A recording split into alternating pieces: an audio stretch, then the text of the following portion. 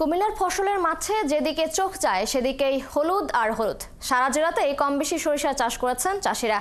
ভালো বীজ সারের পাশাপাশি নিবিড় যত্নে এবছর ফুল দেখে বাম্পার ফলনের আশা করছেন তারা।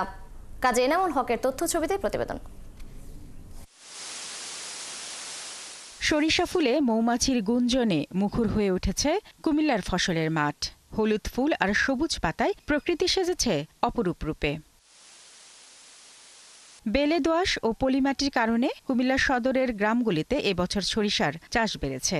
এখান থেকে যাওয়ার পথে দেখলাম যে হলুদে হলুদ, তারপর একটু নামলাম, নাইমা ছবি তুললাম, মানে স্মৃতি, ছোটবেলার স্মৃতিগুলো মনে পড়লো আর কি। প্রায় আসা হয়, বাসা এখানে কাছেই, তো আমার মেয়ে এখানে আসে প্রায় সময়, ঘুরতে ভালো লাগে। সরিষা গাছ থাকলে একটু ভালো লাগে আর কি, ছবি তুলতে প্রকৃতি অনেক সুন্দর। চাষিরা বলছেন রবি মৌসুমে কুমিল্লা অঞ্চলে তেমন একটা সরিষার চাষ হতো না, তবে উন্নত মানের বীজ ও কৃষি প্রযুক্তি ব্যবহারের ফলে এবার চাষাবাদ ভালো হয়েছে। ফলন আল্লাহ দিলে ভালো হয়েছে। আপনার এই কানিকেতে ৬-৭ মণ শস্য হয়, এমনকি খরচও কম, বাজারে বিক্রি করলে আপনার ভালোই প্রফিট হয়। আমার খরচ গেছে ১,০০০-২ হেক্টর মতন।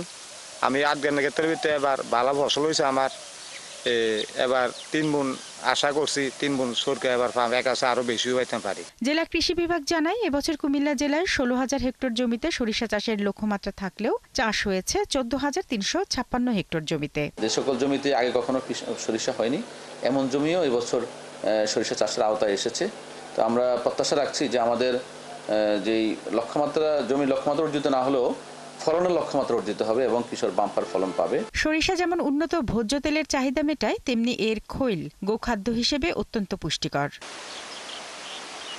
শারমিন স্বপ্না, ৭১।